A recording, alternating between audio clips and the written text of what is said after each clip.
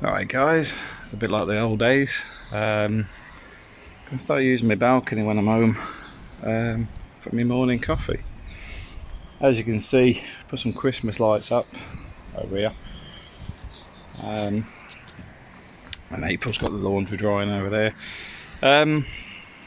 But Igor's confirmed, allegedly, he's going to take all this down on Monday, so I have to put the Christmas lights up. I'm going to take them down. Not a biggie. I've got new flip-flops up here. The floor's freezing, so I'm barefoot, so I shouldn't do. I don't have any flip-flops upstairs. Oh, there is. Why struggle when you got them here? So I had a week off, so I've been back home for a week. I've got to admit, the longer I'm here, the less I like come back to the UK. And it is one of those things where contemplating the next move. To be fair, with the house, once this goes down, marble, which is down there, goes up. It should be next week now, by the sounds of it. They can take the measurements of the conservatory. And the reason all that's sort of relevant is because my last big expenditure on the house, which means I can start working out what do I want to do next. Because for me, I'm finding it hard work in the UK these days. I'm finding work environments are a lot more toxic than they used to be, and I think, well, my tolerance for it is a lot less as well, because you got this to compare it against, and then you're thinking, why am I doing this? Why do I put up with this crap?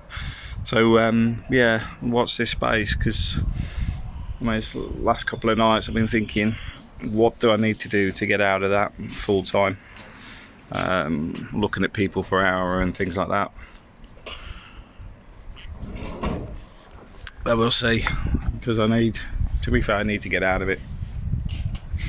Could do another couple of years, I suppose, but I dread doing it. Yeah, what else can we talk about today? I suppose the big apartments here have had all the render redone. They stripped it out. I'm not sure they treated the rebars. They might have done the metal bars, but they've definitely redone a lot of the plaster work. There was a few of them where on the balconies the ceilings were falling down, where water gets in behind it and breaks the seal, and it just starts falling apart. Except for those ones that have obviously enclosed their balconies, turned them into part of the house. But there was a few of them that were looking a bit ropey, and it's looking all brand new over there now. It's nice. Weather-wise, as you can see, I'm not freezing. I'm out here in my shorts and t-shirt still. One of the key things to being able to do that is keeping the sun. You go in the shade, it soon drops a little bit. Water's looking nice. I wouldn't say it's nice and warm, it just looks nice. And it's been good to spend the week with the family. Like I said, I need to do more of that. Oh, we've got a paraglider by the looks of it. I'll turn around when he comes past. But yeah, birds are chirping. It's good to be home, and I know a few people are still about the visas and stuff about coming to Spain. It's not impossible. A lot of the stuff was already there, so a lot of it is just going through the motions. I'll turn round. See, I'll turn round, and this is where they fly into your head when you're not looking. Can you see him?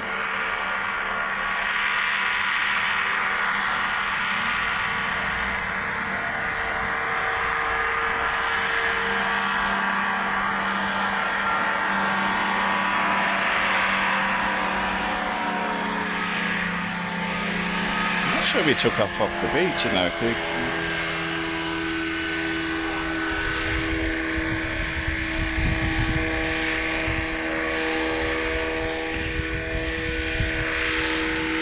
Ryanair's new budget flight. But I do find, when you're here, it's much easier to think for a start. To find work, it's too busy.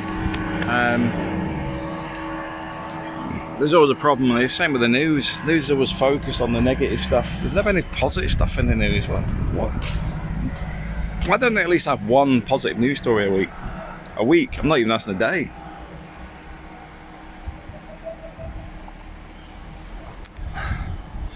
But I mean, yeah, back to the visas. It's just a process. The big thing with leaving the EU is the UK sort of isolated itself, but it doesn't make it impossible. Because to be fair, Spain's probably one of the most welcoming countries out there. I find people very chilled out. I find that a lot of it does have the process, and unlike the UK, that loves to do denied, off you go. Spain can be a bit more bureaucratic these days, because I know a couple of friends that had to go back to the UK to process their paperwork to then come back, but they weren't blacklisted, they weren't forced out. They literally had to go back and just sort their paperwork out.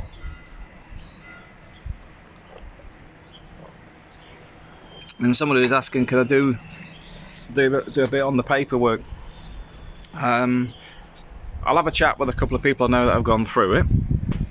I'll have a chat with some of the people I know that aren't from the UK as well, because the paperwork process is going to be very similar to what they do.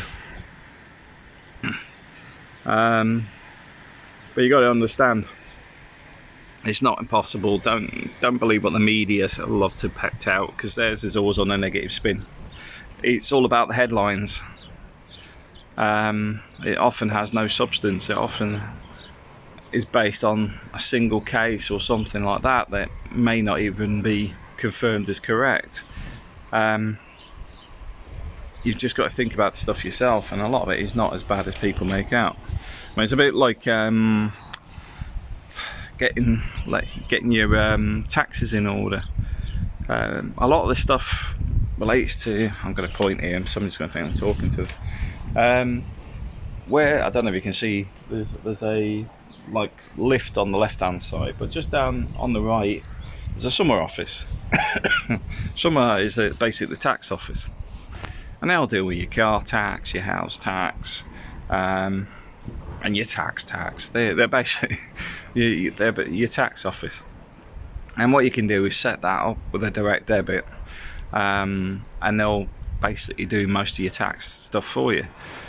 Yeah, none of the one I've got to watch for is the car, because the car's expensive. I think it's 200 and something a year. It's as much as the insurance, because it's I think it's diesel turbo or something. But I've only got 2 years of that, and then I'm going to swap it for something else.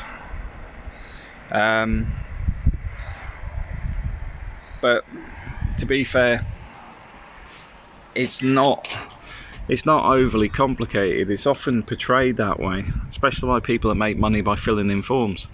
I learned a long time ago, do it yourself, because it's better off to try and fail than not try at all, because you'll find 3/4 of it you can do yourself. The old one, you might find it more complicated because it's an odd office. We've had it with some medical stuff, because it's not here, it was processed in Elche. So they might want a medical assessment form, but they want it from a specific type of doctor. But most of you guys won't even have to go through that process. But even that was just find out which hospital can provide the document. It's not like you're always alone here. You can ask, and that's one of the things that's important about learning Spanish. If you're in a Spanish community, or if you're in one of the Brits places, well, there's plenty of people around in those communities as well, or wherever.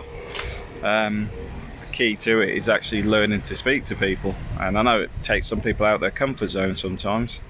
And I know myself, it can get a bit frustrating if you get asked a lot of the questions that you've already covered in videos, if it's the same question over and over again. But at the same time, there's plenty of information out there. There's the internet's got plenty of stuff on there, and then Facebook groups is a fantastic place to ask a lot of questions. Because the good thing about things like the groups is you've got people that have done it a few years ago, some have done it last month, some have done it 3 months ago, so you can gauge if it's still the same process, and people at different stages in the processes. So it can be quite useful, and a lot of them are localised. So for example, Torrevieja area where we sit, so it's pretty much everybody for this catchment will be the same, and then Orihuela slightly different in the fact that they've got different offices, but same process, depending what documents they are, by the way. It's a bit like when they moved the appointments online, because a lot of people got confused because they're used to turning up and then queuing to find out it's only if you got an appointment now. So it's always worth just double checking, because they do change things and not the greatest in giving information. I mean, I mentioned before about the private healthcare. One of the reasons we had the private healthcare is in Spain they have these SIP cards. The Salud, the local clinic, we went through all the paperwork process, got it all set up, and then they sort of cancelled all the SIPs because they wanted to see how many people well, I assume it's to see how many of them are actually valid, because when people have to reuse them, they go and find they can't do it, they have to go through the process again. So a lot of the cards were basically redundant. Why? I assume, like I say, I think it's to assess the numbers of people that use them, rather than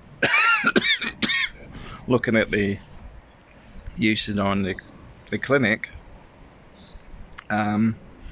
They must have done it on the card issuing. The reason that's important is it does affect budgets for the region or the town, because that's why your padron's renewed every 3 months.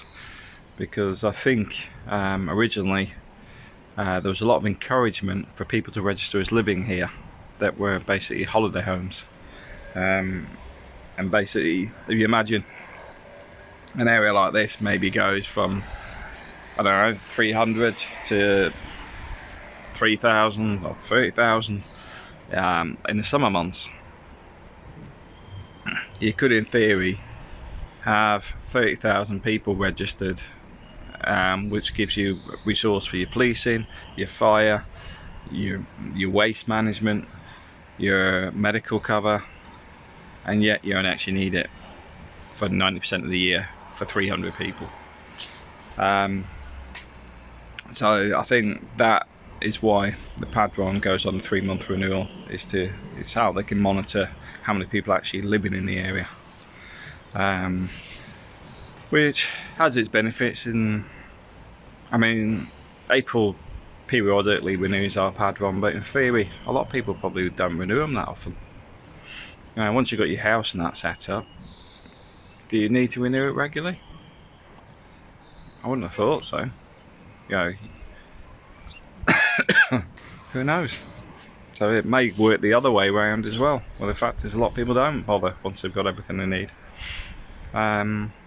But when you get the kids into school or try and do something official, they always ask you for your padron. So you might get roped into it on a regular basis if you're processing paperwork regularly, that you have to do it every 3 months. But generally we find it's only when we're dealing with the school these days that it's an issue, because we have our NIE cards, we already got a car, because I want to check that your car's registered the right property and all that stuff as well. So yeah, it's been nice up here this morning. It's good to get the sun. Just to think, my office will still be in the shade now roughly, so I'd have to get up early to get the sun on it. But it does mean if I was coming upstairs in the morning, it's already had the sun, so it's nice and warm.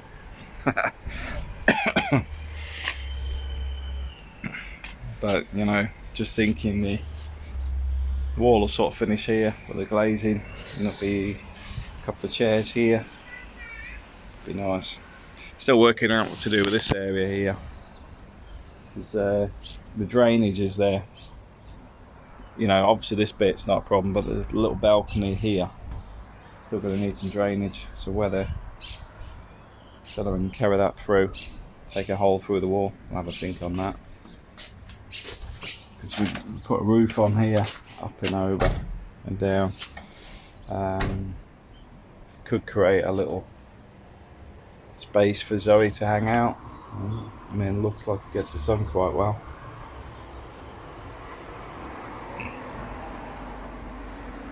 I'll have to have a think on that one. Work in progress. Let's get the conservatory up first. I'm going to go render all the walls as well. Yeah, been asked how much it's costing for the rendering. Well, to take the balcony down, fit the marble, and do the render on this side and just down here on the top of the tiles, along with the walls. Talking about just about €2,000 to €2,500. So I assume they're going to have to dig this one out and treat it, check it's okay. There should be a beam in there. But we'll see, you know. I know Igor's been very busy and I've given him a load of flack lately because they've been able to do it, but it's like this week he's sorting generators out for Ukraine. So it's not as if he's just sat around, it is that he's flat out. But as long as he's going to finish this bit on Monday, because then I can get the conservatory ordered. Then hopefully we'll have the conservatory probably by February. I think that's realistic at this time of year, because by the time they get the materials, probably be about 4 weeks. Then go through the fabrication another 2 weeks. Then arrange for the install. Yeah, about February.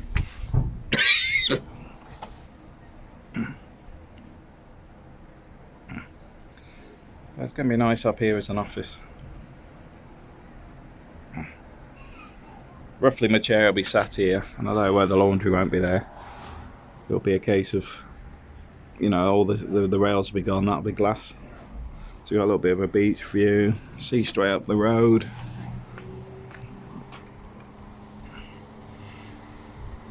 Just a nice little place to sit and work. Now I've just got to sort out remote working, which next on the shopping list of things to do. But I've got to action it, got to make it happen.